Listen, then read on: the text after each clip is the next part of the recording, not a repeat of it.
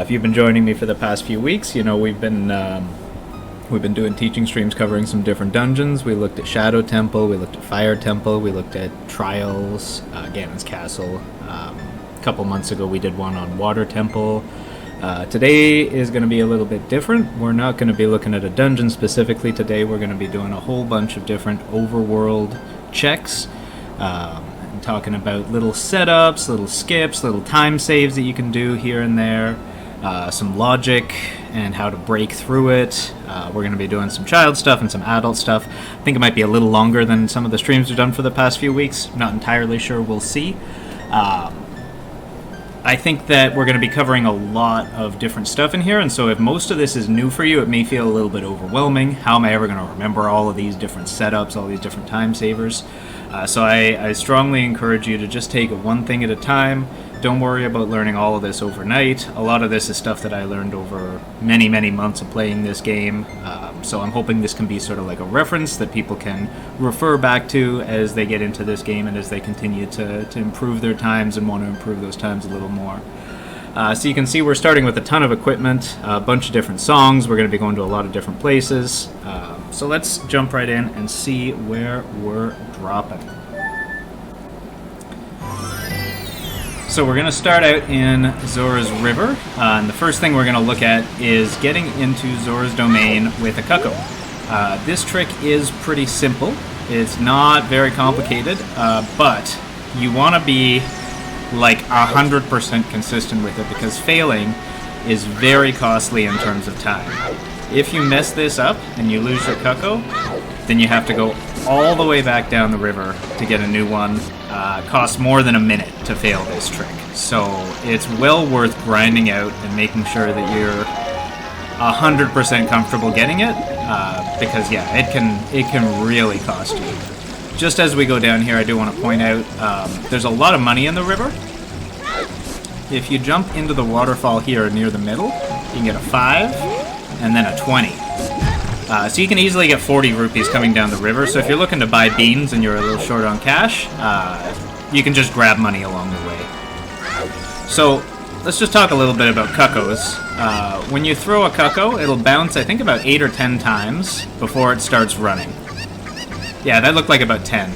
And while it's running, you can't grab it. It's not grabbable while it's in the running state, but once it resumes this sort of hop around kind of state, then you can grab it again. So there's a few spots along the way where you might want to toss the Cucco, and it's good to keep in mind like you're on a timer when you throw it, and then once it starts running, you just have to wait. So going here, we can cross the river. What a lot of people do, I've noticed recently a lot of people doing this, you got to aim just right. If you're running at the pillar, that won't work. You got to aim just a little bit to the right of the pillar, and then while you're in the air, you hold left to hook back. That saves just a small amount of time. So for crossing the river here, you want to go as straight as possible. If I try to take it on too much of an angle, here I'll show you. If I try to take it on too much of an angle, I might not have enough momentum to get across, and then I lose my chicken.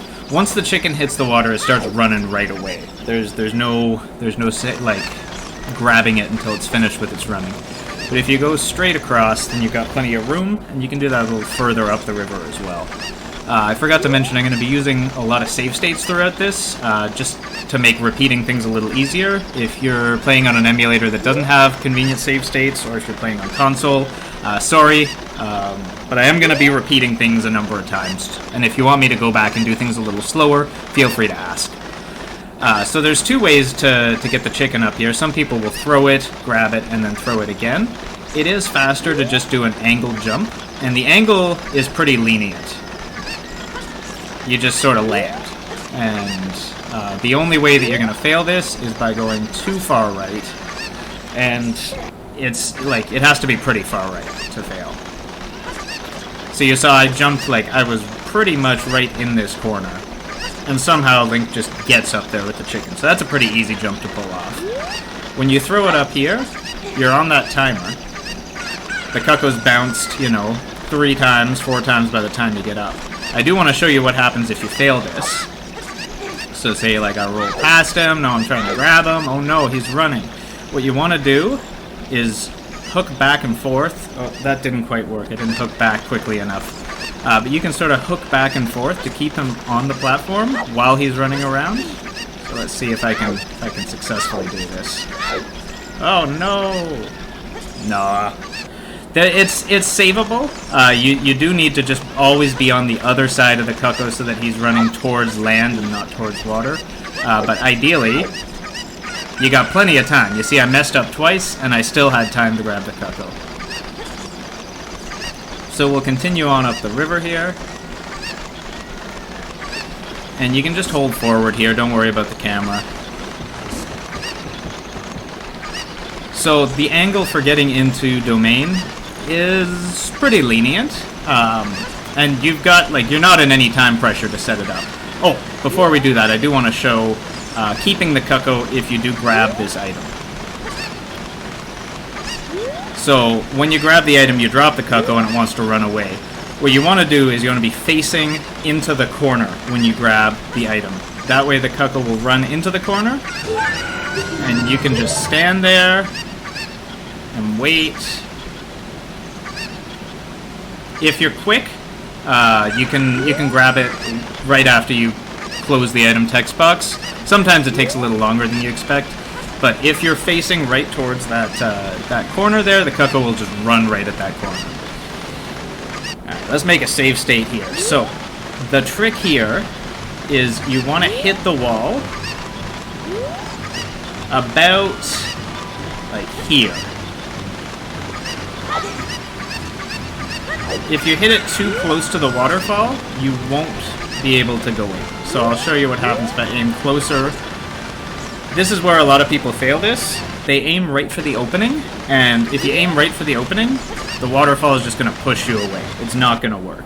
You have to aim at the wall beside the opening, and then hold right, forward and right, to drift sideways towards the opening. So you see I hit the wall, and I held upright to sort of drift into the domain. If you're not too confident with this, here's how I originally did it. You just target the wall, back up a little bit. It's not precise, just like a little bit. Turn right, we're going to hold forward, and now we're going to hold right, and then at the last minute, oh, I haven't done it that way in a while. It used to work consistently for me. So I'm holding target, I'm holding right, and then at the last minute, I let go of the Cucco. Nope. Alright, don't do it that way. There's a better way. That's the way I did it for a long time, and then I learned the better way. So I shouldn't teach you the lousy way to do it. So the thing that you're aiming for is, like, right, see this white little patch on the wall there? You want to be to the left of that when you hit the wall. And then as soon as you hit the wall, you're holding up and right.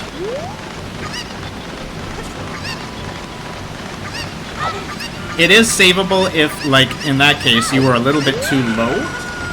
So I'll try to show you that again.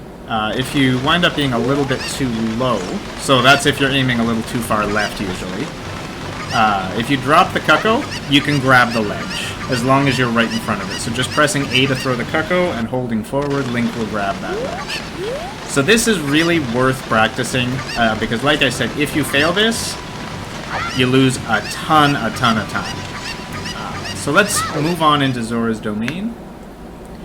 Next thing I want to talk about is flame storage. I do have a whole video about flame storage that I made about a year ago. I'll probably throw a link to that in the description box of this. But just for the sake of people who sometimes have trouble with flame storage, I want to talk through exactly how this trick works. So what flame storage is when you put away a stick that's on fire, and as you put it away, the stick passes through the flame, the source of the fire. Then, when you pull it out again, it's still on fire. The thing that a lot of people mess up here, there's two easy ways to mess this up. One is by having the stick be directly in the flame source when you put it away. If I do that, it's not going to work.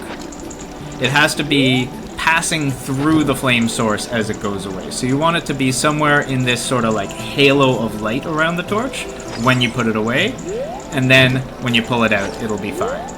The other way that people often fail this trick is if you swing your sword. So I don't have the Kokiri sword right now, but if you swing your sword, that cancels flame storage. It's gone.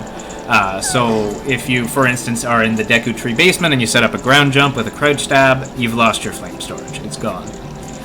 Flame storage lasts forever. Like, it never goes away as long as the torch that you use to get flame storage stays loaded. So I could stand here in King Zora's throne room for 10 hours, and then when I pulled out my torch, it would still be on fire. It is not a time-sensitive thing. It depends, though, on the torch being loaded. And in many places, like the Deku Tree basement or in Spirit Temple, that means until you go through a door, you have flame storage. In this particular case, though, this torch unloads when you leave the throne area, not when you leave Zora's domain. So as I come down the stairs, if you listen, you can hear the torch and a little river. As I come down the stairs, you notice those sounds are gone, and now we can hear the waterfall. That area up there is currently unloaded. All of the actors in it, including that torch, are unloaded, and so if I had flame storage, it would now be gone. Because of that, using flame storage in Zora's domain is a little bit more complicated than it is in Deku Tree or in Spirit Temple or in other parts of the game where we use it. The same thing happens when we come down this hallway to the diving game. The throne area is unloaded, this waterfall area is loaded. So if, in order to do flame storage for the diving game, we need to start the diving game, then go back to get fire, bring it down to the waterfall area, and then get flame storage once we've lighted the torch lower down. So it's not as straightforward. However, it does save a lot of time to do the 2 mini games at once, and once you're pretty consistent at getting flame storage, you'll almost never fail this. So I'll just show how that goes. We start the game. That's a really nice spread. That should be like a 3 dive. We come back. I don't know why the game doesn't unload, like the diving game. So we get our fire, and we bring it down and light this torch, which is in the lower area. Once we're down here, we can get flame storage. So usually I step forward a little bit to do that. And now we've got over 30 seconds to do the diving game. Usually that's enough, even if it's a 5 dive. Usually you have enough time to get all the rupees.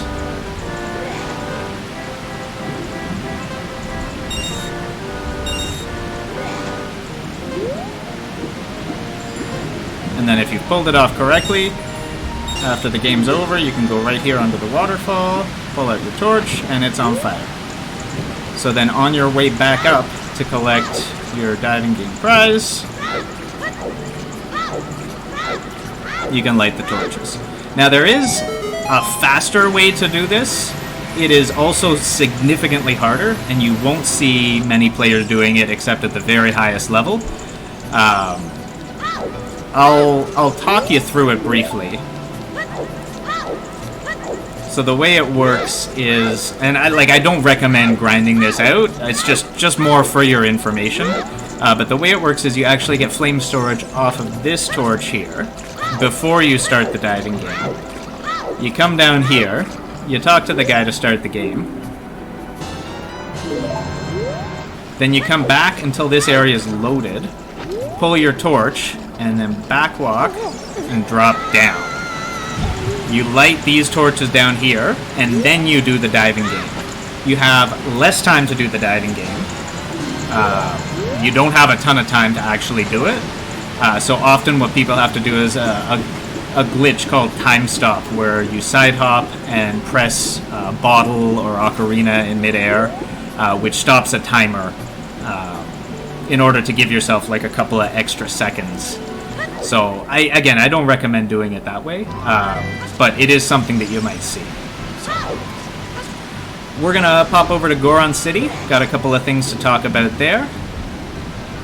Again, if anybody has any questions, wants me to clarify or do anything again, let me know in the chat. I'm more than happy to repeat myself. I'm a very patient person.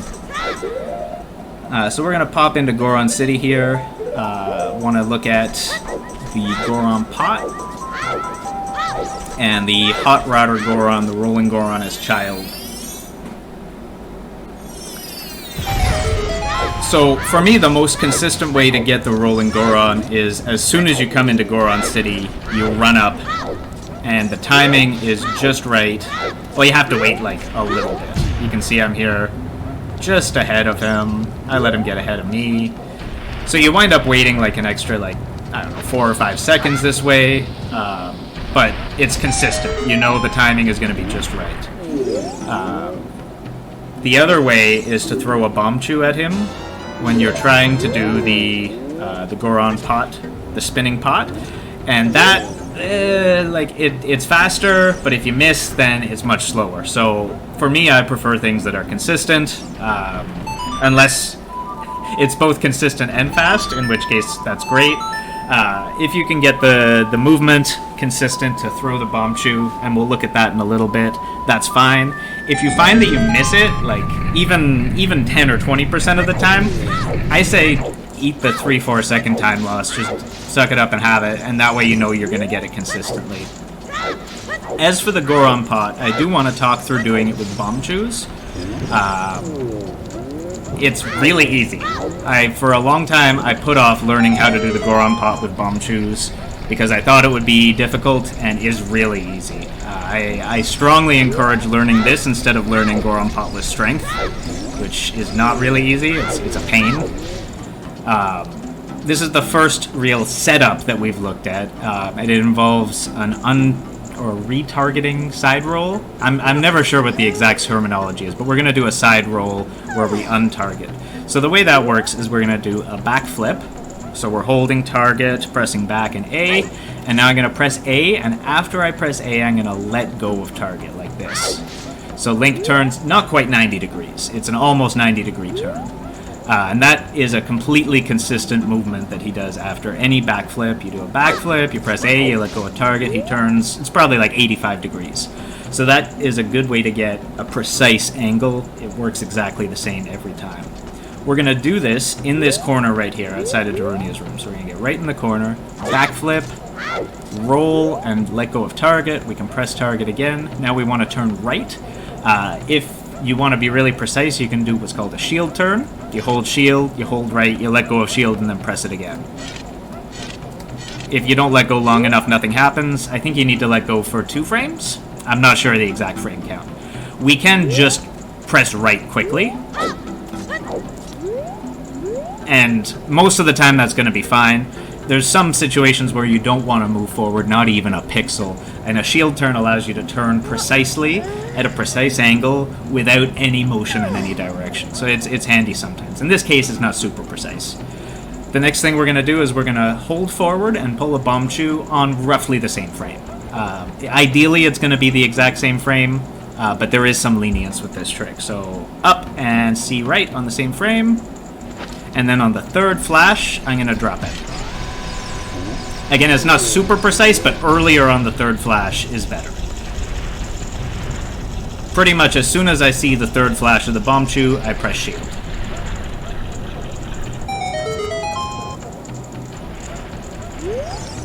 And it's literally that easy. Backflip, side roll, turn right, hold forward and pull a chew, drop the chew on the third flash.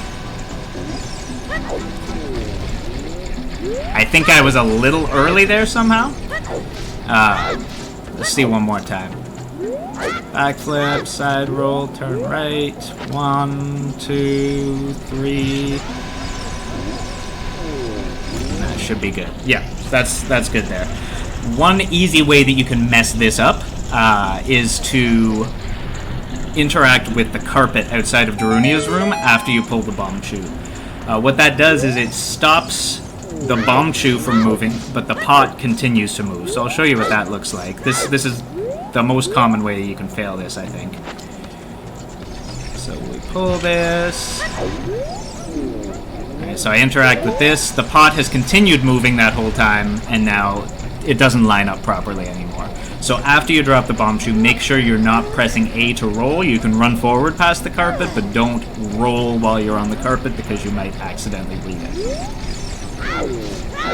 The most conventional way to do this, though, is, of course, to come out here. We're lighting the things. Oh, look, I had flame storage somehow.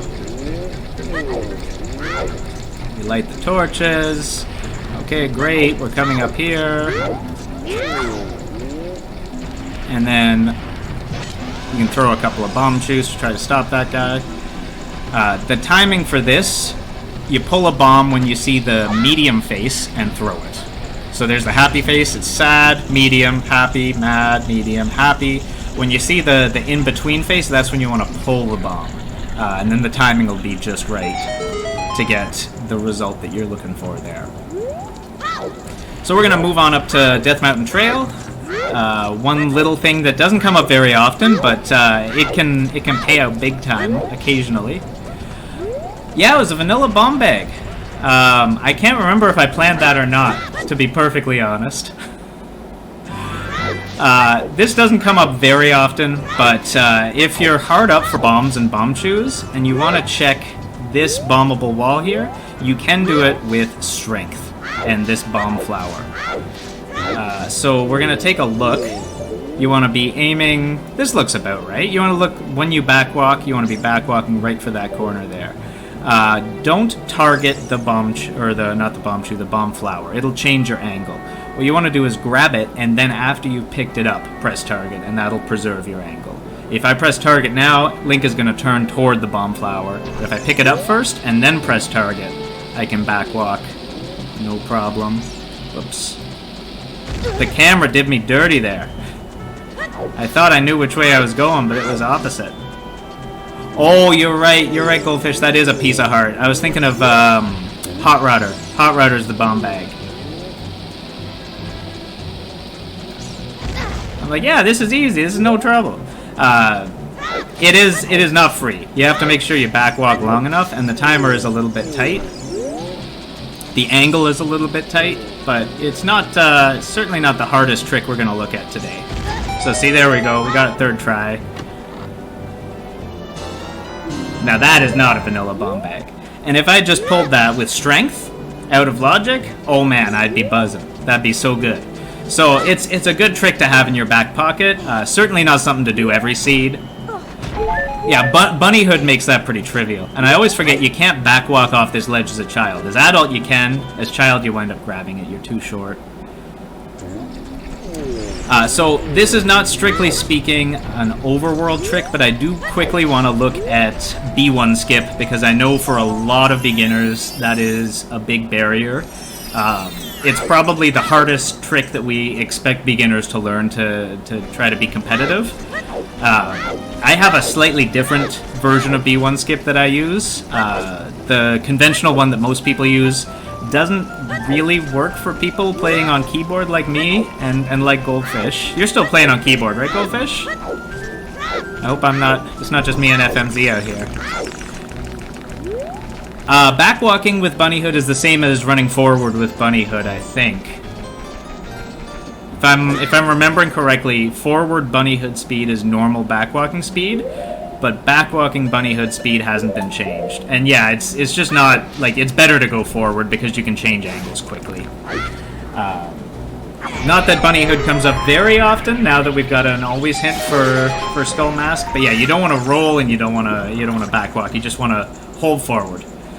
Just grab and run, and then yeah, you can adjust your angles pretty well. So the conventional approach for the B1 skip is you get into this corner here. And you can see there's the two walls, the one on the left, the one on the right. They meet at like a slight angle. You want to be targeting the one on the left, and you want to be right in the corner. So when you press roll, you shouldn't be moving forward at all. Conventionally, it's two backflips, side hop right, side hop left. I'm going to just make a save state here. So normally, what people do is they try to aim their sword button so that it's just to the right of that seam up there. I can't. I literally cannot do it. It's not a matter of patience or whatever. It's just not possible on the keyboard. So what I do instead, it takes a little bit longer, but it doesn't involve any of that precise C-up aiming. And I think that's a problem not just for people on keyboard, but for people with very sensitive controllers. I've noticed a lot of people struggle with getting that exact angle right. This setup doesn't rely on any aiming. It's just all about getting the precise, correct inputs. So it starts the same. Two backflips, side hop right, side hop left. Hey, Fabio. So this is where it departs from the normal thing. I'm going to do a shield turn right. And then I'm going to backflip. and without letting go of target, I press A. So Link does this sort of side roll, but he's still facing in the same direction. Then I'm going to shield turn holding down, so that's a 180-degree shield turn. Again, I'm going to backflip, and I'm going to press A and let go of target like this. Oh, dang it. I pressed A too late. Alright, let's try that again. It seems like a lot. It is a lot, to be honest, but B1 skip is an important trick. And it's worth spending some time grinding out. So shield turn right, backflip, roll without letting go of target, shield turn 180, backflip, roll, and let go of target. You retarget, press A, and then I'm going to press A and hold forward, and I grab the ledge. So I'll walk through that all again. I really prefer this. I think even if I ever did start playing with the controller, I would probably stick with this because there's no fussing around with aiming. You just do the inputs and you get the result.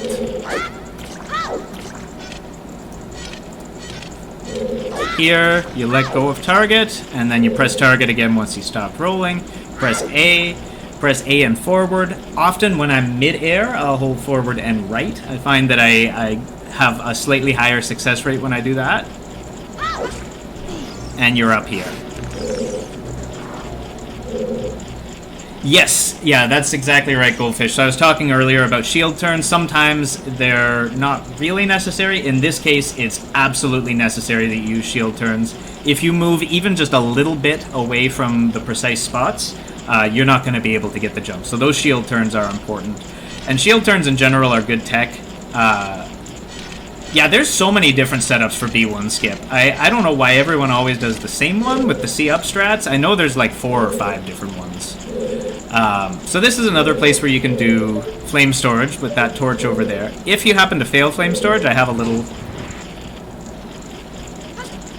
I was dropping some frames. I hope I'm okay. I have a little backup here. So I pull this block twice, get in the middle, and then you want Link's head to be aiming right toward the torch. I hold forward, and then at the peak of the jump, I pull the stick. So not right away, but when Link is at the top of his jump, and that lets you grab fire from this torch here.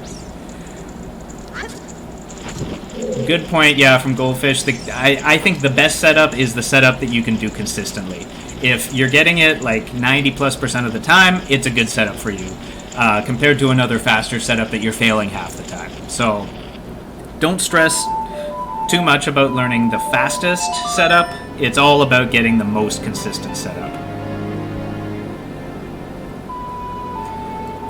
So speaking of flame storage, why not right? Oh, sorry. If you do it right away, it won't light.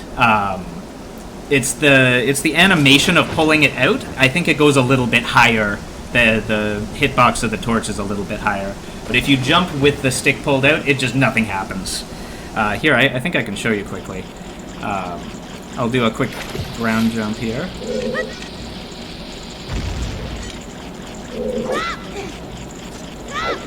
So we pull twice. Get in the middle here, turn around. I got the stick out. Aimed. And just nothing happens. The stick sort of goes down, you see, while he's jumping. But if you pull it while he's jumping, it has to be a little bit higher up. Alright, so we're going to look at a couple of things in Graveyard and CAC. Yes, I can absolutely explain how to ground jump without a sword. Yeah, so a lot of people, they do a setup with the sword where they do like a crouch stab. That always works as adult. As child, if you don't have a sword or if you don't want to use a sword, there are a couple of options. There is a setup that I started with. So you shield drop the bomb, backflip, flick your shield, hold target, and then mash roll. So like this. Oh, sorry, you have to hold the shield there. Oh. I haven't done this setup in a long time. How does this work? So you drop it, backflip. Yeah, I think that's it. Alright, so it's a little fussy. The big thing is you want to be rolling into the bomb from the right distance. If you're too close, then you'll just grab the bomb. If you're too far, then you'll roll and then grab the bomb. So you want to be like I don't know, like 2 bombs away from it. Like about there. Yeah, you back up a little bit. So I target, I shield drop the bomb. Come on. Oh, I think I have a ground jump. That's right. You can't pull a bomb when you have ground jump. So you shield drop the bomb, you back up a little bit, you hold shield, and you mash A.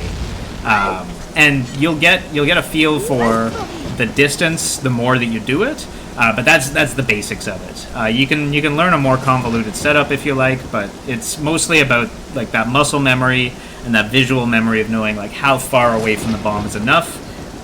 You press shield and you mash roll and you hold target. Those 3 things are key: shield, target, and A. Hopefully that helps.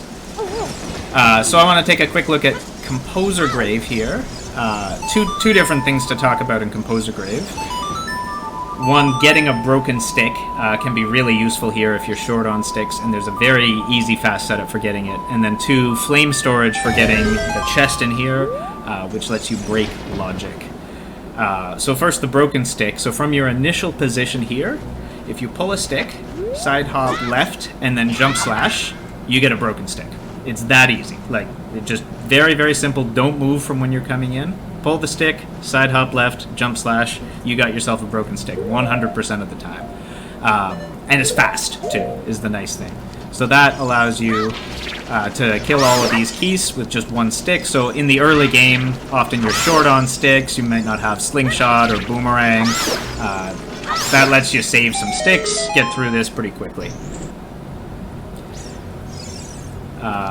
I will point out, I see some people climbing these stairs. Don't climb these stairs. It takes so long. Climb the first stair, turn right, side hop. Look at how much faster that was. Those stairs, they're so long to climb. You can side hop all the way through here. We don't care about the song, we've got everything we need, so I'll just get right into the flame storage. So we talked about flame storage before. It has to be near but not in the flame when you put it away, so that's fine. And this is another of those areas where the loading zone isn't necessarily obvious. The loading zone is about halfway down this hallway. Those torches unload and the next room with all the redeads loads once you cross a certain point in the hallway. So we need to pull the stick right before we cross into the next room. That gives us just enough time to get back to the door and get into the first room with a flaming stick. So there is a setup for this. You don't need to use the setup. You can sort of eyeball it. I prefer to use the setup just for consistency's sake. So getting into this corner, backflip twice, and then I'm going to side hop left 1, 2, 3, 4 times. I'm right on the edge of the loading zone. So when I pull the stick, I'm just going to hold left and mash side hop. Once you get to the top, you let go of target and press A to open the door, and then here you can side hop up there to get that. This is not easy. Like, it definitely will take you a couple of tries to get the hang of it. You're probably going to fail several times. One common way I find that people fail is they get to the top of this hill and they're too far in one direction or the other. And so they turn and they can't open the door. That can be avoided by doing the setup correctly. So when you do the setup, you don't wind up right against this wall. You wind up a little bit out from it. And so then when you come to the door, you're there. So making sure that you get this set up correctly will definitely increase your chances of success. So you're in the corner, what you do is 2 backflips. It's pretty simple. Some people say they find it's more consistent if they hold shield when they're doing those 2 backflips. I haven't found that it makes a difference, but if you're struggling with the door entry, you could definitely give that a try, holding the shield in that initial part of the setup to get those 2 backflips in. One more thing I want to look at here in the graveyard is peeking the crate and then grabbing the item in the crate with a boomerang. So this this setup for peeking things, this works here, this works in Lon Lon Ranch, in the back tower. You can do this in the Death Mountain Crater. I think those are the 3 places where it's relevant with scrub settings. I know that in RSL people do this in some other places. I don't play with weird settings like that, so I'm not too sure. But what you do is you hold forward, you press roll, and then on a certain frame you press C up. And the certain frame is when Link is like just about finished his roll. This is something that you get a feel for the more you do it, and then we can see what's up there. Of course we gotta grab the green rupee. We don't really want to go and buy beans and go adult and plant the bean and come back if we can avoid it, and thankfully there's a very easy way, well not very easy, but like somewhat easy way to do this with boomerang. So before I show, I just want to demonstrate that once you throw the boomerang, it's like you're holding target. You can side hop and you can backflip while the boomerang is flying around without holding target.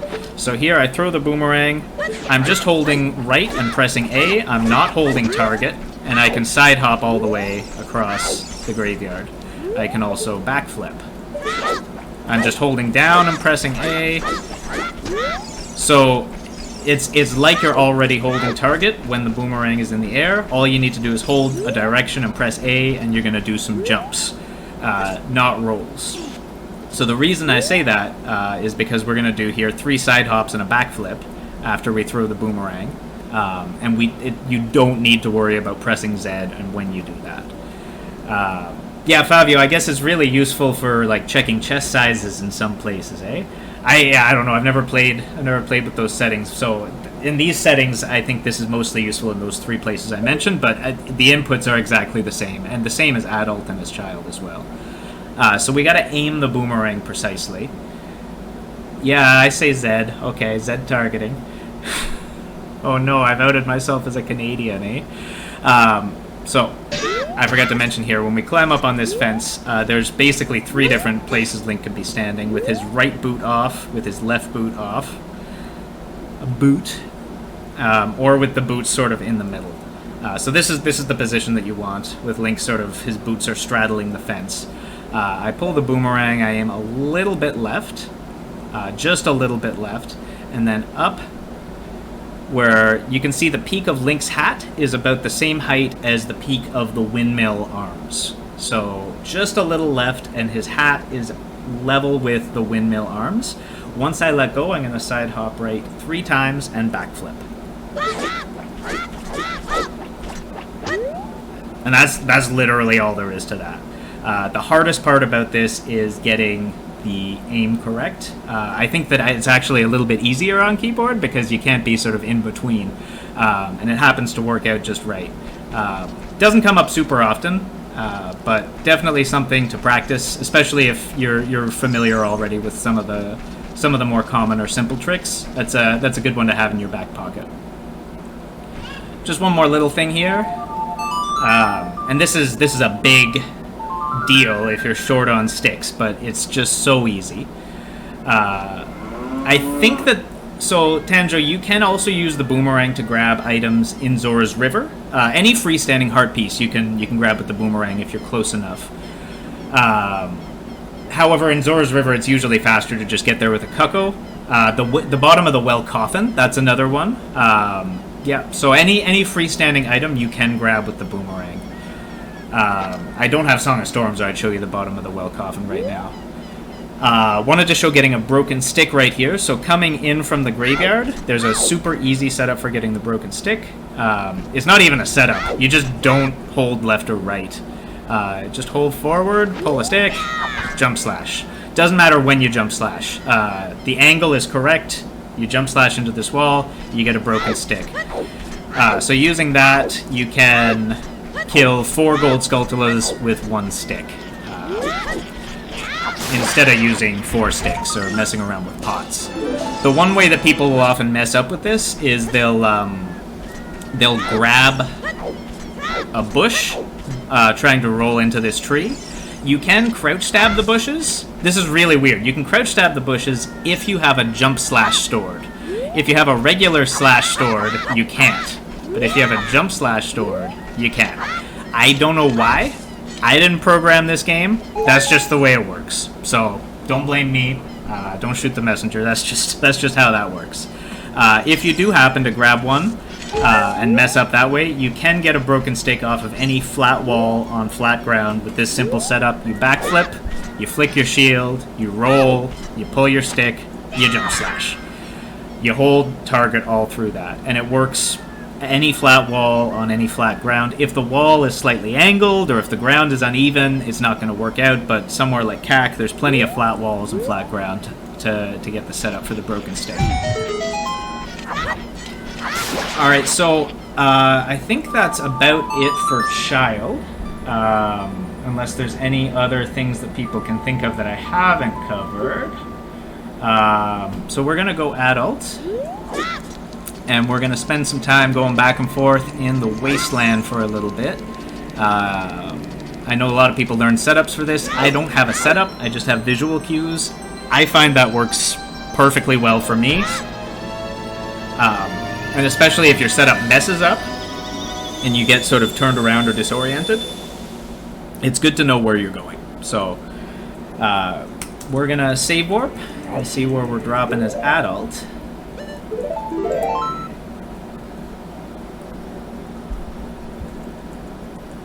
And the logic here is a little bit interesting. So we're spawning right outside of the wasteland. So this this greatly reduces the requirement. Yeah, so Goldfish, absolutely right. Yeah, the best way to cross the wasteland is a consistent way. If you can get it consistently most of the time or all the time, it's a good way to do it. If it's really slow, then you can worry on like speeding it up a little bit or whatever, but most important thing is you can do it consistently. So with this spawn point, the only things that are required to cross the wasteland are, for scrub settings, you start with lens, so you've got that, magic and hover boots, or magic and long shot, that's it. If you, normally you would need access to Gerudo's Fortress, which sometimes means Epona's Song, and if you spawn here, if you spawn here at the start of the race, you can, out of logic, immediately go across the wasteland. So, logically, yeah, all you really need is to be here. You don't need any equipment. You just need to be here in this spot, and you can cross the wasteland. So I'm going to walk us through that. Make a quick state here. So getting across the sand here, there's 3 ways to do it. You can use the hover boots. I see some people going forward and rolling. Much faster just to backwalk. You see I backwalk across, I get up pretty quick. You can use the long shot to long shot one of those boxes. Hook shot won't get you there.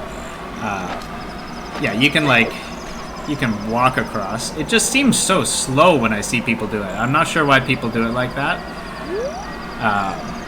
And then the other way you can do it is to cross naked, as they say. And I have a really cool setup for this. It's not mine originally. I saw... Who'd I see do this? I think I saw T-Riz do this, and I was like, whoa, that's a cool setup. I clipped it. I learned it right away. Works really well.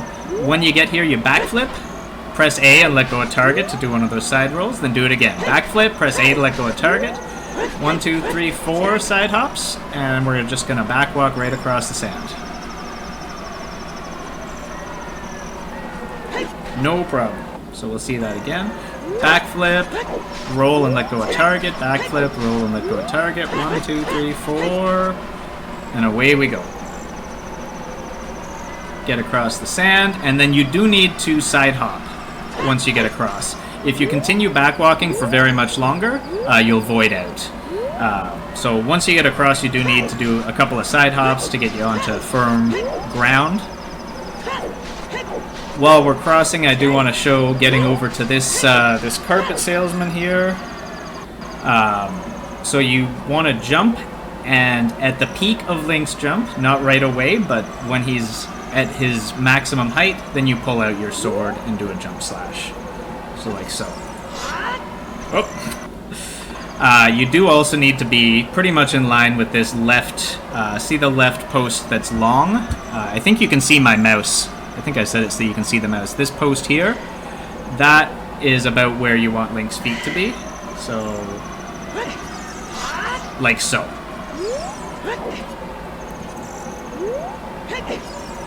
And this is a great way to get bombchus out of logic.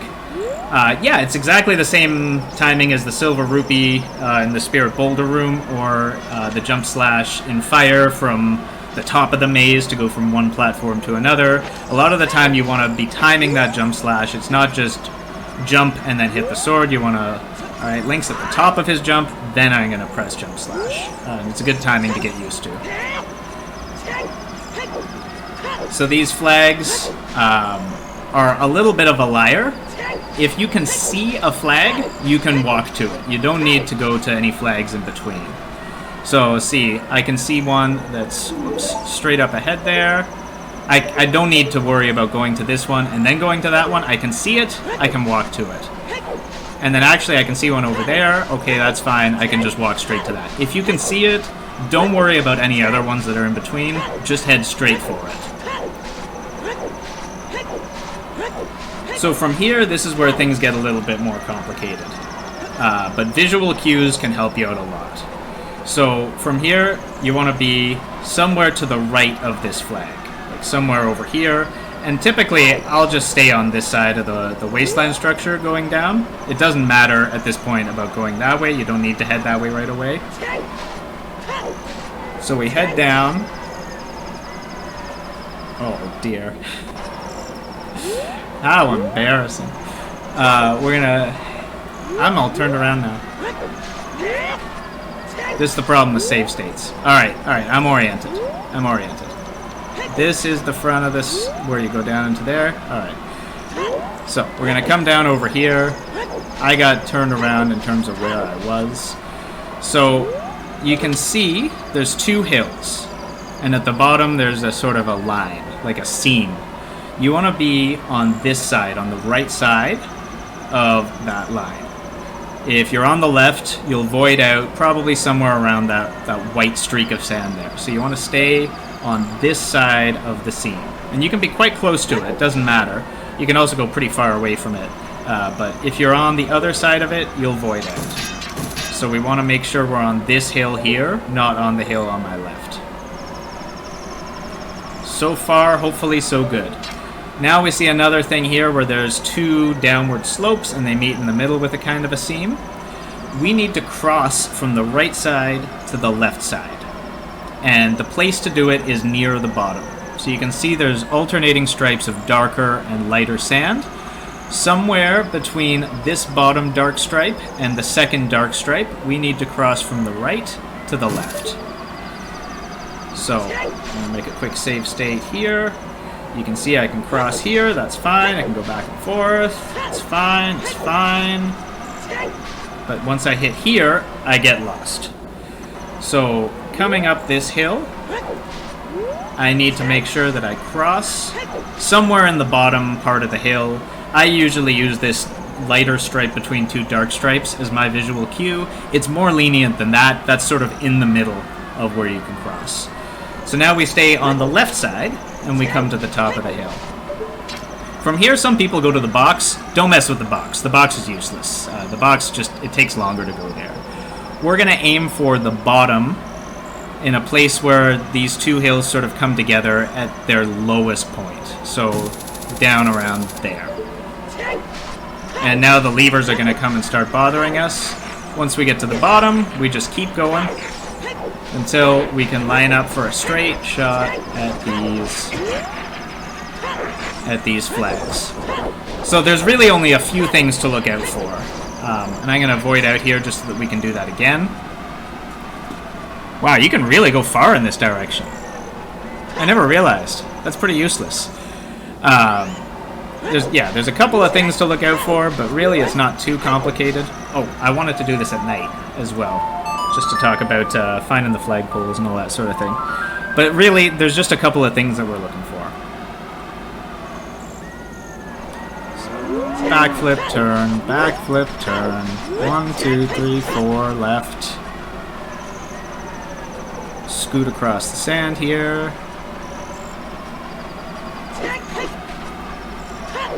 So at night, it can be a little harder to see where you're going. One easy way to get around this, if you pull your sword and hold it to charge a great spin, then the flagpoles will show up really well. So you can see they become briefly visible, and I know which way I'm going. And you can do this as many times as you need. It's better to be slow and get there the first time than try to be fast and fail a couple of times. There we are. After a while, too, you get a hang of like which direction roughly things are going to be in. So we come down to the bottom of the hill and onto the next upward slope. We're going to stay on this upward slope until we get over here. Then we cross about here to the left side, get to the top of the hill, aim for this low area where the levers come out. Just keep going right past it until we get close to these flags, and then we can just head for the flags. Forward Wasteland, I would say, is much less useful than Reverse Wasteland. Reverse Wasteland is going to be a lot more common. I feel like I do Reverse Wasteland like probably 4 or 5 times more often than I do Forward Wasteland. Just because it's the fastest way to get to GTG, even if you do have another way to access it, like Epona or Longshot. If you have Requiem, the fastest way to get there is just to play Requiem and go backwards through the desert. So in my opinion, if you're going to spend time learning and practicing one of these, Reverse Wasteland is the better option. So we'll do that now, and we'll see it's exactly the same thing, but in reverse. So when I'm going backwards, I roll 8 times. 5, 6, 7, 8. It's not super important to do 8. You can go until you see the levers, and then a little further. So after those 8 rolls, I aim like up left, and there's the hill. So we can go to the top of this hill. We're going down the hill now, and we want to cross again here at the bottom. This lighter streak of sand between the 2 darker ones is where I usually cross.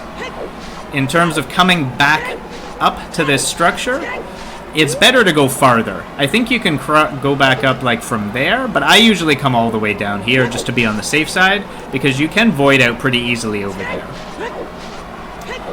If you happen to be reversing at night as well, it can be hard to see. There is a really simple trick for this.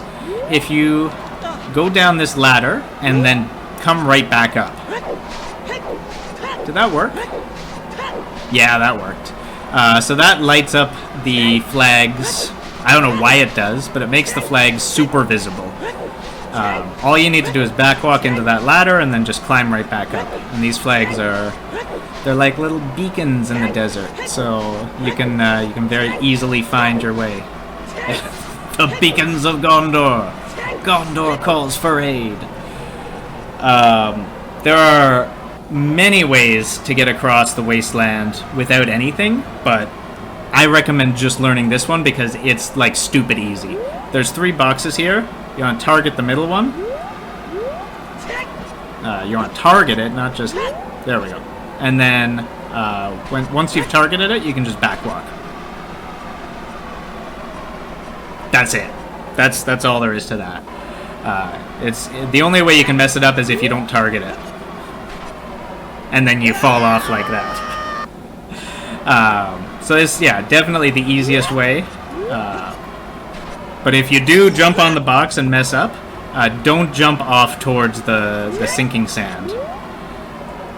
So make sure we're targeted, and then we just backwalk right across this shifting sand like it's nothing.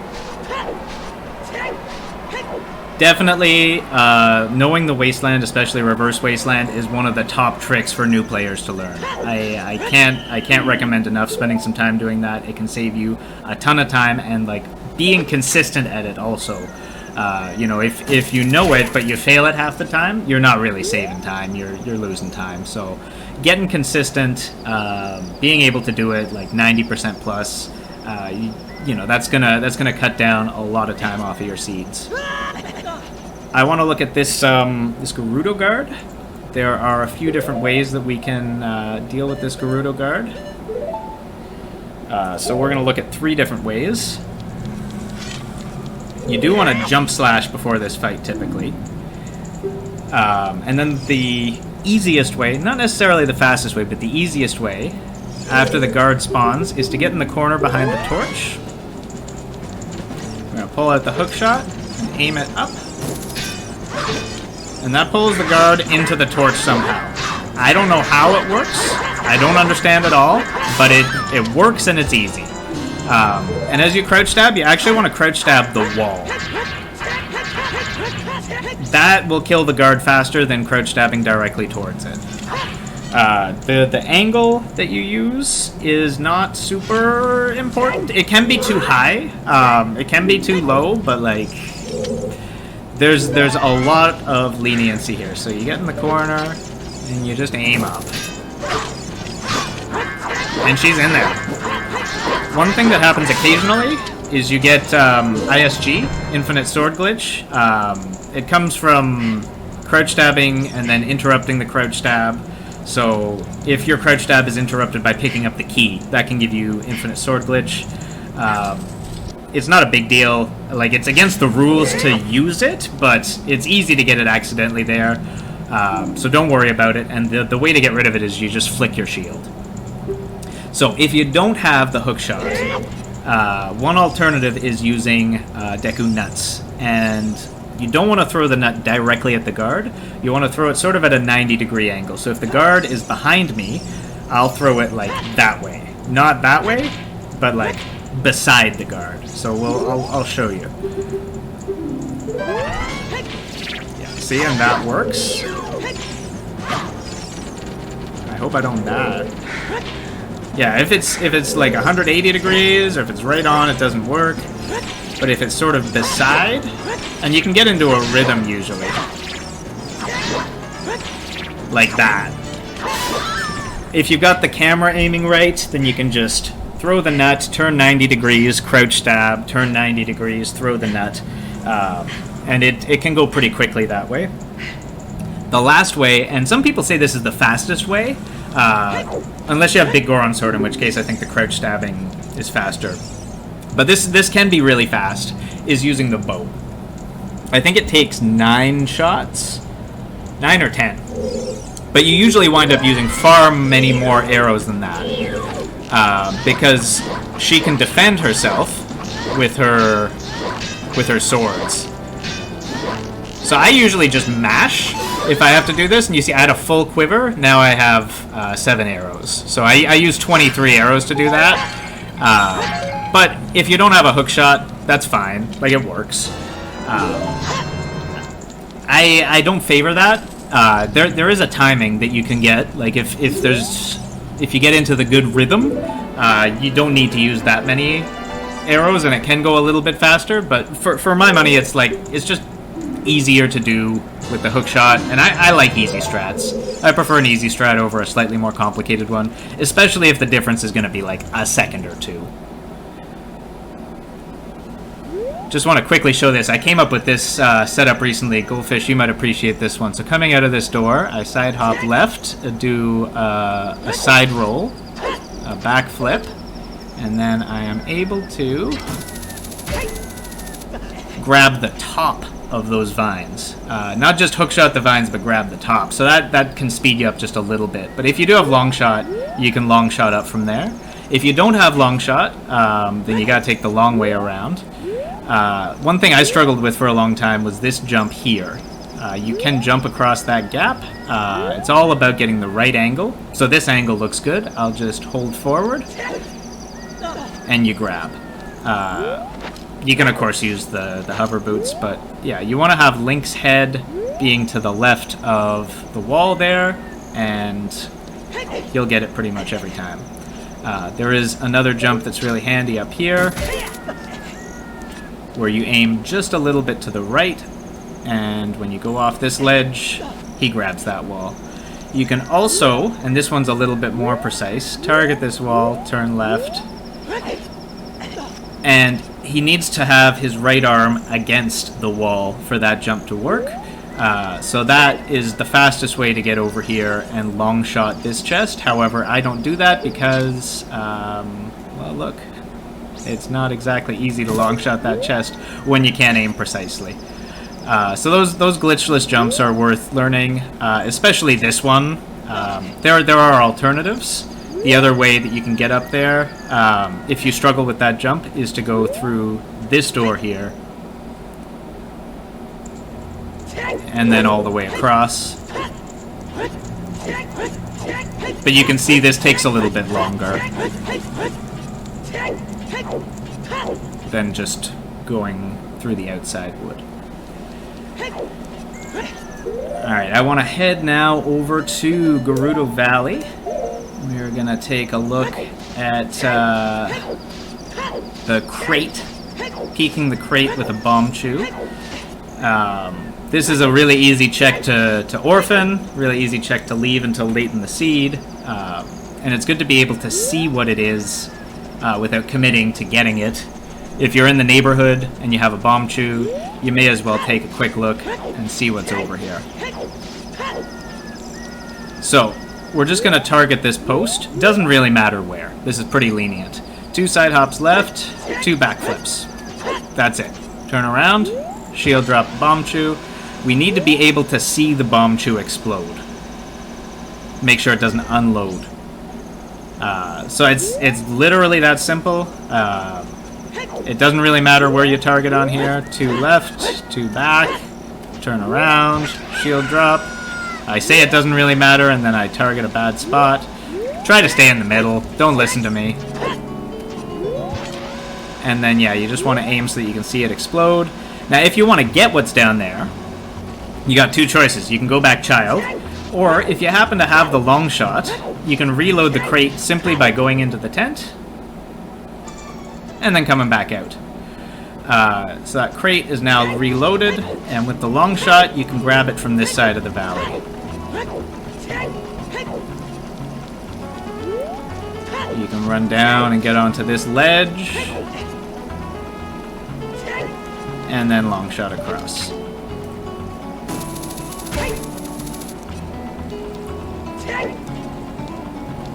Oops.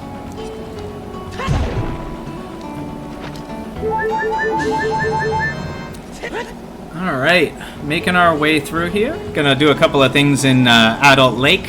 We're gonna do lap dive with iron boots. A pretty simple trick, but I see people fail it sometimes by just doing things that they don't need to be doing. So I'll... Oops. There is a jump here. I've never been able to find a consistent way to get it, but let's see. If I go just a little right... There we go. Yeah, that's a doable jump. It's not a jump you need to do, but it is a doable jump. So the diving in the lab logically requires gold scale, can be done with iron boots and hookshot. What you want to do is aim your hookshot at the middle of the box. Not like this way middle, but like the up and down middle. If you aim it too far to the top or the bottom, the trick's more likely to fail. After I press hookshot, almost right away, I'm going to unequip the iron boots, and you get that nice little sound. If you do it too low or too high, you might get the wrong result. So that, I don't think that would have worked. If you do it too high, you don't go down low enough to get the prize. So aiming for the middle of that box and standing near the side wall, that's what's going to make it consistent. Thanks, old man. And this isn't really a trick, but it is definitely something that a lot of newer players struggle with, so I'm going to do fishing. I have turned on free Scarecrow Song for this seed, so I hope I remember to do that. So we don't need to confirm Scarecrow Song, you just need to pull your ocarina. Yeah, there we go. Cool. Whew. I was worried for a second. Because, yeah, I see some people struggling with fishing. It is different from fishing in vanilla. It's easier, but it is different. the strats that you see in vanilla speedruns will actually work against you. So if you're familiar with a lot of ZFG speedruns, it's not gonna be the same. So there's 2 fish that we can catch. Most people go for this one over here just because it's closer. What you want to do, unlike in the speedruns where you lure it towards you slowly with bobbing in the water, is you want to get the lure to move past it and back towards you as quickly as possible, and then stop very close to you. So I'm just holding A and R to get it back as close to me as possible, and then I stop when I think it's pretty close. And the fish will come over and grab it. And then I'm going to hold down and left or down and right. If you just hold straight down, I find it takes a little bit longer. In vanilla, you see a lot of people. Here, I'll show you. They'll bobble it in the water. They'll wiggle it. They'll jerk it a little bit. That will work against you here. Once you get it really close to you, you want to stop moving it completely. If you start moving it again, the fish is likely to lose interest and move away. So if I do that, for instance, I might lose my fish.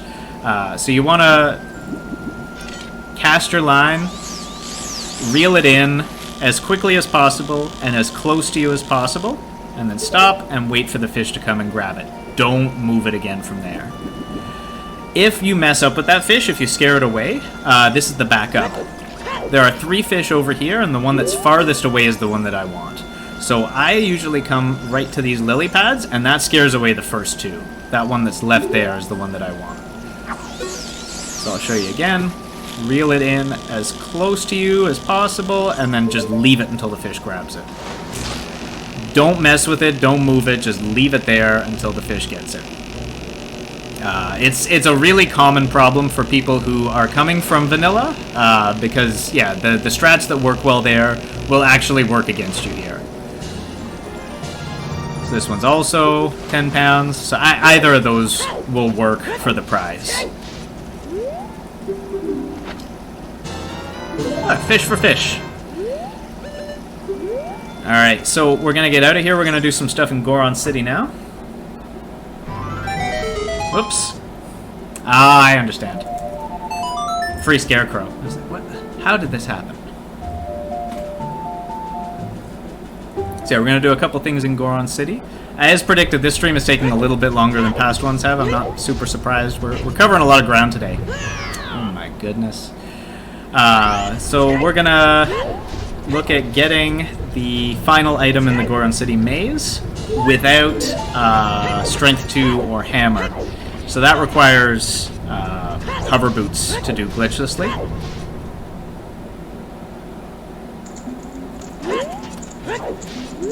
So we'll get up there and see what's what. I like to stand right around here. And if you aim your hookshot at the middle of these posts, Link clips right through to the top of them. So that's a quick way to get up the stairs. We can jump around this rock very easily. What you want to do is target the rock, roll, and then while you're in midair, hold up and left. And that saves you a bomb or a bombchu. So if you have explosives, you can get through this maze, but you need either Hammer or Strength 2 to get that last chest over there, logically. However, it is gettable, it is reachable with just hover boots. It is a little bit precise, but it's pretty quick to try again and again. The one thing to keep in mind, though, is that once you get over there, there's no way out. You have to play a warp song, or save warp, or death warp if you have enough explosives and low enough health. So this should be the last thing that you're doing in Goron City if you don't have a convenient way to get out of here. And before you do this, you should have a plan. Where am I going to go next? Sun Song as well. Yeah, so Sun Song will put you at your last entrance. So in this case, if I play Sun Song, it'll put me back down at the bottom of Goron City. So you need to play a song to get out of there, or save warp, or die. But you can't get out just the way that you came in. So the way it works, you want to build up a little bit of speed, and there's a few ways that we can do that. One is a couple of side hops into the wall here. 2 is good, and then back walking and back flipping. The timing of the backflip is pretty finicky. It's very easy to do it too soon. And then you're stuck over here. It's also very easy to wait too long. And then when you try to backflip, you're already falling. So the couple of side hops to build up speed, and then a well-timed backflip gets you over. You don't need the side hops. One thing that I see some people do is they'll start backwalking and then equip the hover boots like this. So that also builds up some speed. Whatever works for you. Both of those are fine. I find the side hopping is a little bit more consistent. And this can pay off. Like, that can definitely pay off big time. So in this case, I got bailed out. I can get out of here. I can use stored hammer slash to crouch stab these rocks. So the last time I swung a weapon was a hammer, crouch stabbing. You use a visual cue for that, eh, Goldfish? I just use like a timing, like, oh, it's been about long enough. So when you see the gossip stone, that's when you do the backflip, eh? If that works, that works. I do want to show as well coming out of here. I jump down, land, wait a second, and pull the bomb. And that gives me good timing for stopping Link the Goron. So coming out of there, landing near the top of these stairs, I usually wait like a second, and then I pull the bomb and walk forward. That works out for me 99% of the time. So if I'm coming in here and I need to do the maze and I need to do Link the Goron, I always do the maze first. Where am I going? Oh yeah, okay, we're gonna go into Lost Woods now. We're gonna talk to Mido. Hopefully we're actually not gonna talk to Mido, we're gonna just jump over him. So Mido Skip is, I would say, like a top 5 trick that people should learn. It lets you avoid all dungeons for Saria's Song or Minuet. It lets you check the song in Sacred Forest Meadow earlier, lets you do Forest out of logic. Definitely, it can save you a ton of time. However, if you have Saria's Song, and you're headed to Sacred Forest Meadow, and you know you're going to be going back, like you need to do Forest but you don't have everything to finish it, it's faster to play Saria's Song for Mido if you're going this way more than once. You're not going to save any time doing Mido Skip twice. If you're planning on only going there once, it's faster to just Mido Skip. And you can do it with an item or without. It's much easier to do with an item, of course. So we'll look at both. What you want to do is you want to get next to Mido here, and see Link's head is pretty much lined up with this, this stump. I can't really move any further left. Mido sort of forces me that way. I turn right. I pull my hook shot, and I aim just a little bit to the right of this, this concrete pillar. I hold target, and so that puts Link in this weird position. I hold back, and then I just mash A. That works with the bow as well. Even if you have, like, for instance, fire arrows or ice arrows and you don't have a bow, you can still use that to get into this first-person mode. So for me, I'm aiming just a little bit to the right of the concrete slab, holding Z while that item is in Link's hand, holding up, and then just pressing A to backflip over. So it works exactly the same with a bow. That form of Mido Skip is really easy. If you have an item, it's fine. As long as you know the angle you're looking for, and it is a little bit lenient. I think if I did it there, eventually I might get it. Well, maybe not. Maybe if I went a little further to the right.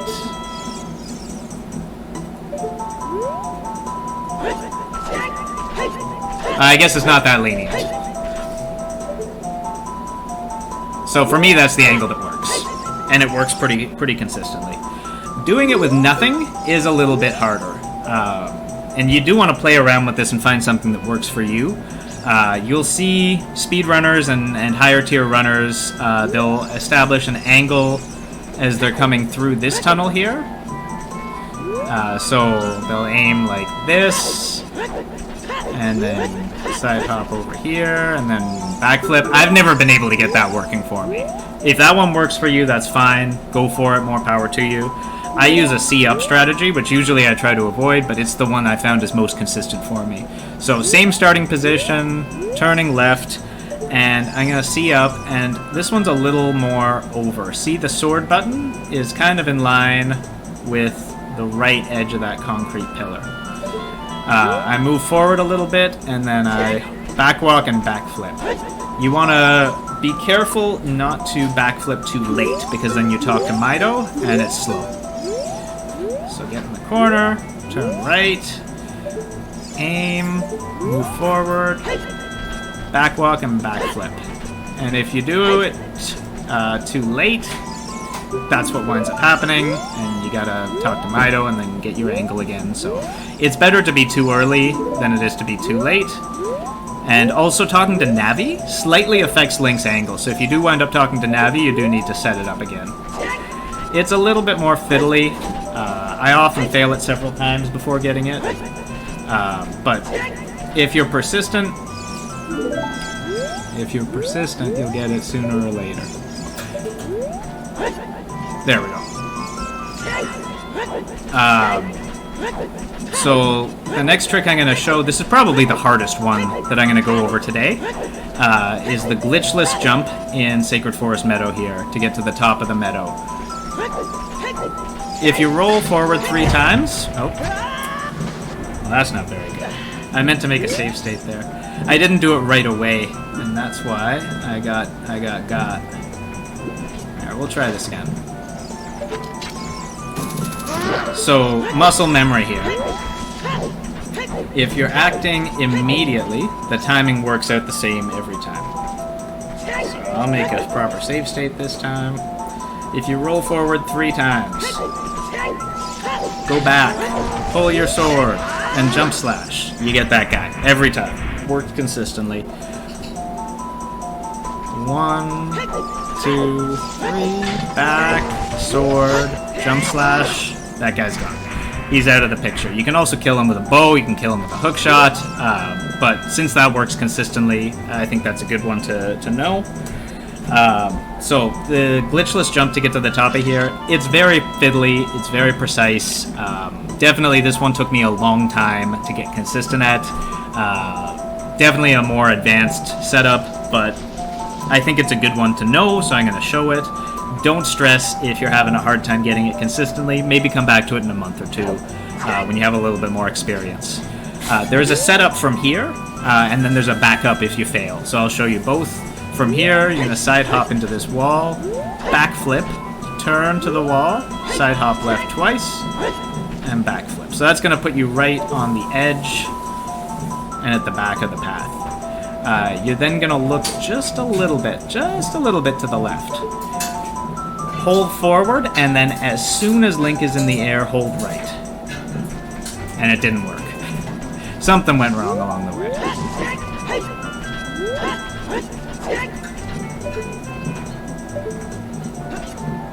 Yeah, see, I was too late holding right. So if you do fail, the backup is really easy. You climb out of the water, don't move forward, turn left, backflip. Hey, you're good to go. And again, I was too late holding right. So it's very much like up and then right. You can't be holding upright. It doesn't work. It has to be upright. And something is not working out for me. My timing's a little bit off. Yeah, my timing's a little bit off. It's the weirdest thing. Sometimes I get this 100% of the time, and sometimes I'll fail it 10 times in a row. This is the trick that I practice before every race. I warm this up before every race because it still, after a long time of doing it, is not very consistent for me. Now, before today's stream, I did it 10 times in a row and I didn't have any trouble, so I don't know. There we go. There we go. So it's very, very immediately after pressing up, you have to let go of up and hold right for Link to grab this. And again, don't stress too much about getting that consistently. This is also, of course, doable with a ground jump. You can set yourself up for that and ground jump onto the top here to get over to the song. Alright, we're almost done. I just want to do a couple of things in the Zora area, and then we're going to wrap this up. So we're going to go back to Zora's River where we started. I'm going to show you some setups to grab the items using some glitchless jumps. Both of them are good to know, but one of them is much easier than the other, in my opinion. So we'll get into the river here, and then we'll look at what King Zora has to say, and then that'll be about it for today. So this upper river heart piece, for me, is the easier one. Here's another setup, and if you're feeling overwhelmed by setups, don't stress. I really recommend just learning one or two at a time, like practicing them a few times over the course of the week until they're pretty much automatic. If you try to learn all the setups in this video all at once, you're gonna forget. Like you're gonna forget 90% of them. So just take it slow, learn one or two every week or so, work them into your repertoire, use them in seeds. Otherwise, they'll go right in your head and then right out again. So for this one, you're going to get into this corner here. You're going to backflip and side hop. Whoops. I guess I wasn't right in the corner there. You're going to backflip and side hop, and then press A and let go of target. Whoops. I let go of target too soon. Backflip, side hop, like that. Target again and do a neutral roll, which is just pressing A. Now climb up here. Do a neutral roll, and then hold down. You don't press A, you just hold down. So I'll show that. And I quit too soon. Just while I'm down here, incidentally, if you want to grab this, you need to grab it further to the left. Trying to grab it on the right will fail most of the time. The thing that's getting me here is I'm going slow. So, backflip, side hop, retargeted roll, neutral roll, climb up, target, neutral roll, untarget everything, just hold down, and Link grabs the thing, no problem. This one, probably you'll get within a few tries, and then you'll get it pretty consistently. It's pretty simple. It's all about just doing the right inputs, and eventually it'll be muscle memory. The lower one, I know two different setups for it. I prefer the one that's slower, because it's more consistent for me. However, it also does require you to kill an Octorok, which can make it quite a lot slower if you don't have a weapon to do it with, or a shield or something. So we'll come around here. I'll show you the faster one first. So we want to grab that item up there. You want to come up here into this corner. I saw What the Hell's Happened do this one, and I stole it from him. Right in this corner, we're going to do 5 backflips. 1, 2, 3, 4, 5. Turn to the wall. Another backflip. A and let go of target. 2 side hops, let go of target. And then we're going to press up and A on the same frame. They have to be on the same frame. If you press up before A or A before up, it's not going to work. So that makes it a little bit more fiddly.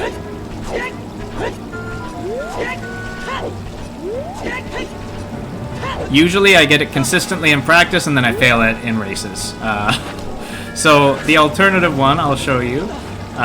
This Octorok will mess you up, the further down one, unless you get him out of the way. So we are going to try to kill him. There we go. I'm going to get up to this fence here. This first post. And we're going to crouch stab twice, turn left, and hold up. Link will grab. We can target and jump slash, and then after his jump slash, so that the sword button is in line with that corner there, and then we press up, and A doesn't need to be on the same frame, but you do need to do a roll to be able to get up here. I prefer that one. I find it works more consistently for me. Your mileage may vary. Best setup is the one that works consistently, so do what works for you.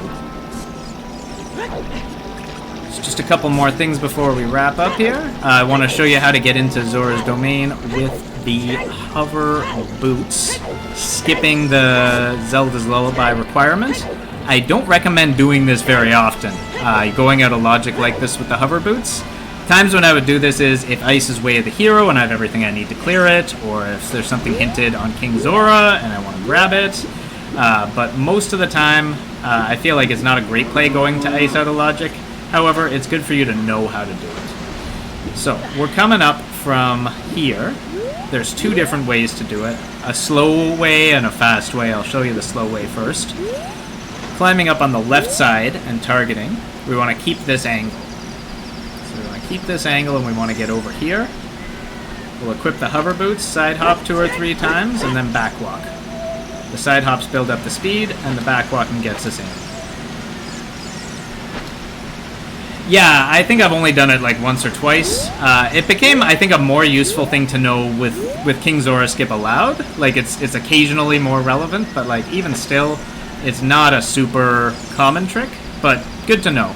So getting over here, we're gonna side hop and back walk. Nice and easy. I prefer doing it a little differently on the right side. So climb up on the right side. It's a different angle.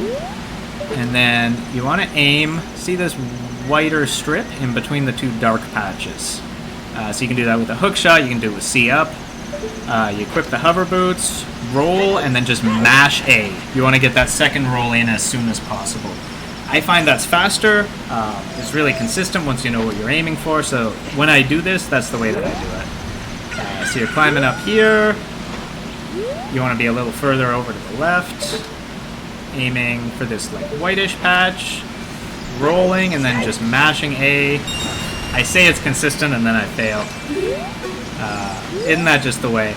I will say I've discovered that talking and playing is a lot harder than you might think over the course of these practice streams.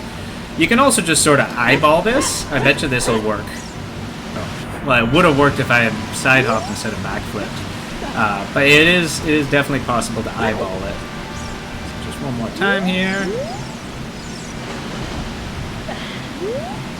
So aim.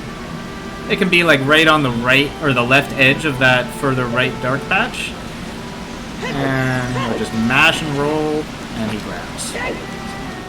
It is a little bit faster as well than playing ZL, so if you are coming from Lost Woods to Zora's Domain, it saves like a couple of seconds over playing ZL. So if you're consistent at it, you may as well. Alright, last couple of things here. We're going to jump over King Zora. Again, King Zora Skip is sometimes a good play, sometimes a bad play.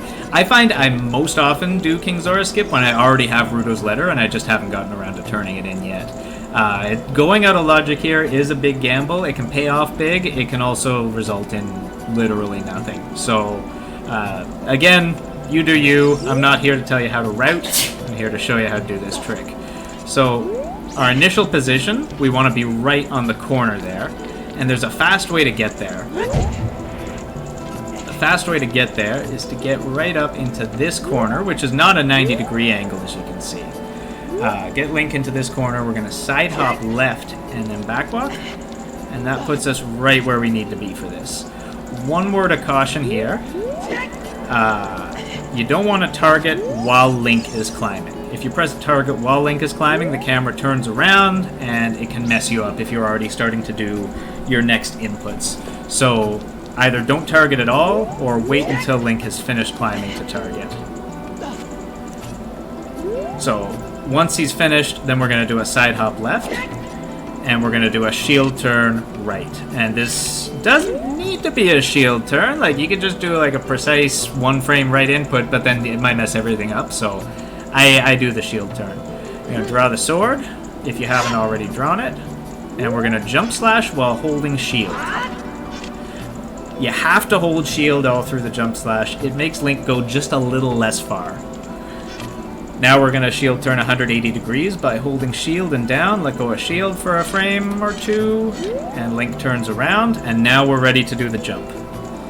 So I usually use C up for this. And I'm aiming the sword button for that like space between those 2 little arches. This angle looks good. I just hold up. Oh, I think what happened was I remember moving when I pulled the sword. So it's probably best to do this with the sword already in your hand or to quick draw the sword. We get here, we're going to side hop left, Shield turn right. Hold shield while we jump slash. Shield turn 180 degrees. Get the angle, and then you just hold up. You don't press, roll, nothing, you just hold up. Quick draw is really simple. You just press sword and shield either on the same frame, or the shield can be, I think, 1 or 2 frames later. So I press sword and shield together, and you gotta hold shield is the one little trick to it. Tap sword, hold shield, and if you do them within like a couple of frames of each other, it should work out. Yeah, it's a simple little piece of tech. So, get over here, side hop left, shield turn right, quick draw, jump slash, turn around, aim, and go. That's the way I do it. There's a few variations on it that use ESS turns. I think that some of the other variations are slightly faster, however I can't do ESS turns. It's not super important though, like there's lots of different ways that you can do it, so finding a way that works for you is what's going to be ultimately most important. You can also aim with the hookshot instead of using C up. I didn't practice this, so I hope I remember what I'm looking for, because I usually just use C up, but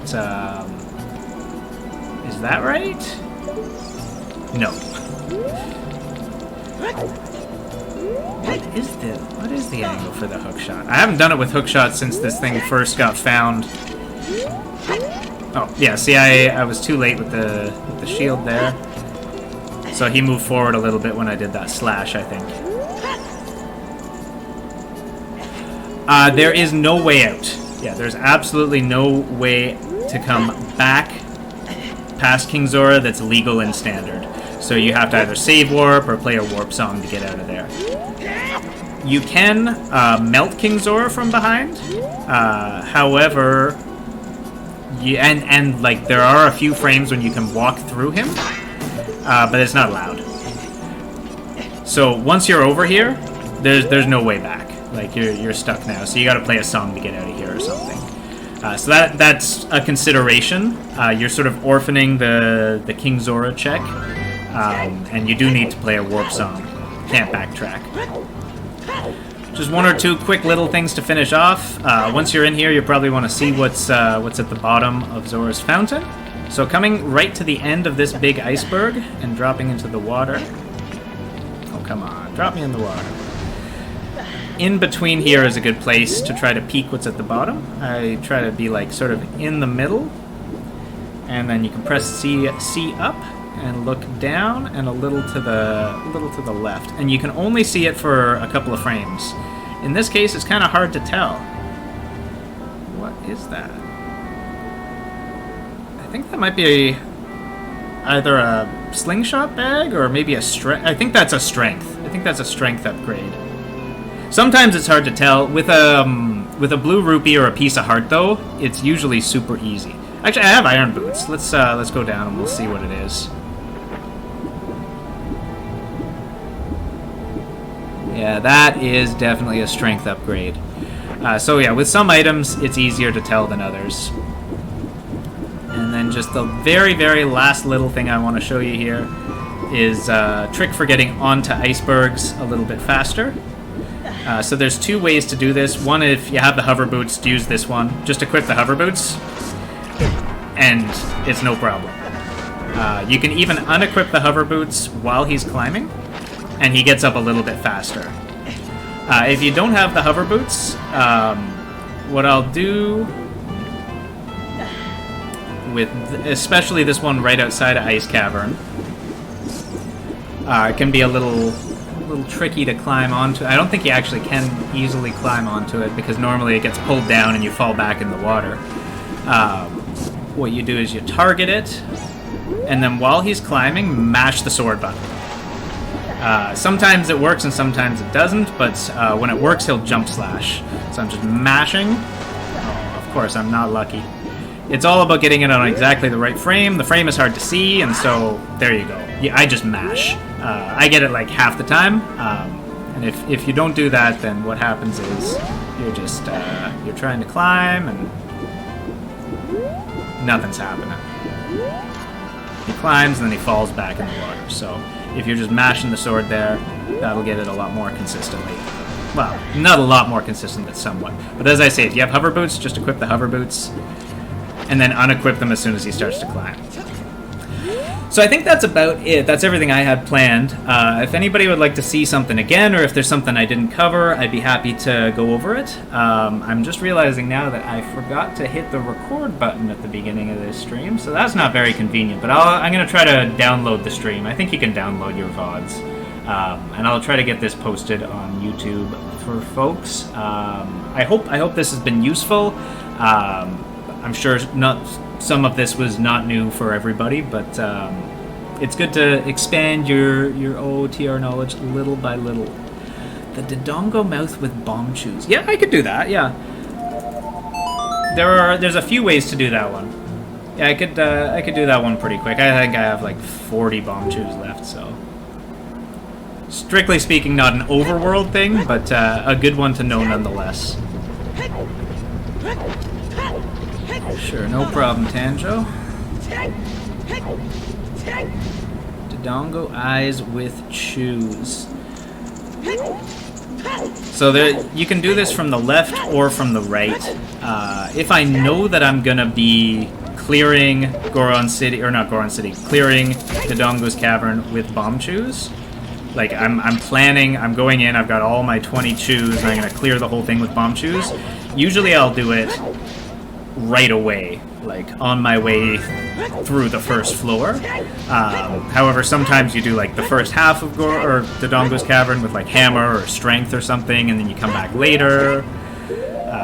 Either way, it's a good trick to know. The other time when this is really useful is if you get a DC foolish hint. If Dodongo's cavern is foolish, definitely put it off until you have bombchus. This saves a bunch of time. Quick save state so we can do this a few times. So from the right, you want to get into this corner here. If you remember the setup for a broken stick, it's pretty much exactly the same. You do a backflip. Oh, I can't have a sword in my hand. Yeah, you can't have a sword or a hammer in your hand or anything. Backflip, shield, neutral roll. Then turn left, pull a bombchu, and I drop it on the second flash. Wait a bit, and then pull and drop one right away.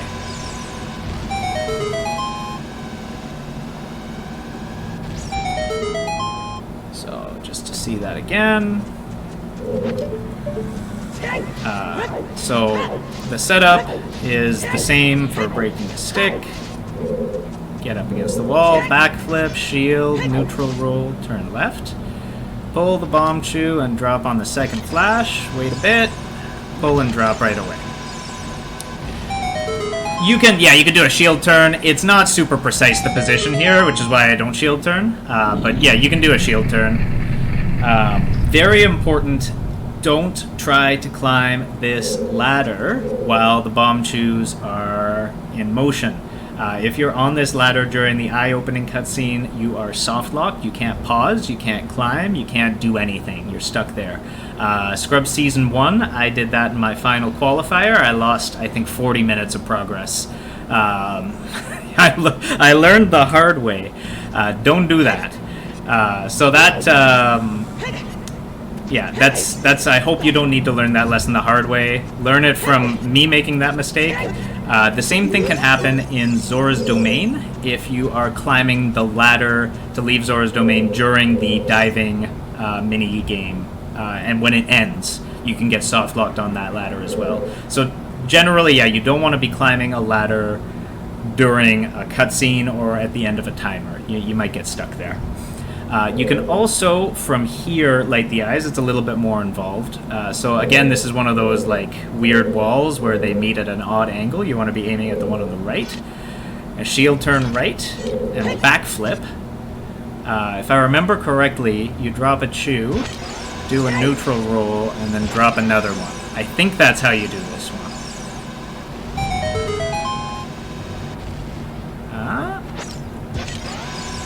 The first one worked. I don't know why that didn't work the first time. Maybe it's something about the timing. But that's the position anyway. So...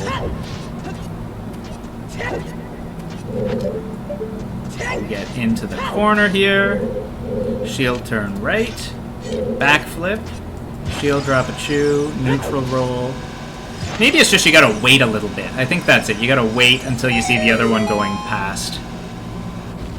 Yeah, if you drop it too soon, then something goes wrong. So that's from both sides. So like if I'm full clearing and I know I'm gonna be full clearing with chews, I'll usually do that setup before I go and I knock down the stairs and whatever. It's faster than dropping down with the bombchus and lighting the eyes, and it's less likely to fail. So hope that helped, Tanjo. Okay, I think that's gonna just about do it for me, so thanks for hanging out. This was a bit of a longer stream. Best of luck for everyone who's participating in Scrub Season 3. I hope that the seeds are friendly and that you get all your tricks executed first try and that everything goes really well for you. Hopefully this will be up on YouTube within the next day or so. And yeah, I'm looking forward to watching this season, seeing what all these new Scrubs have to offer. No problem. It's been my pleasure. And this is potentially something that might continue, like in the postseason. I've really enjoyed doing this, and I may eventually want to do one for each dungeon or something like that. So yeah, thanks again for hanging out, and I will see you on the Discord. Take it easy. Peace.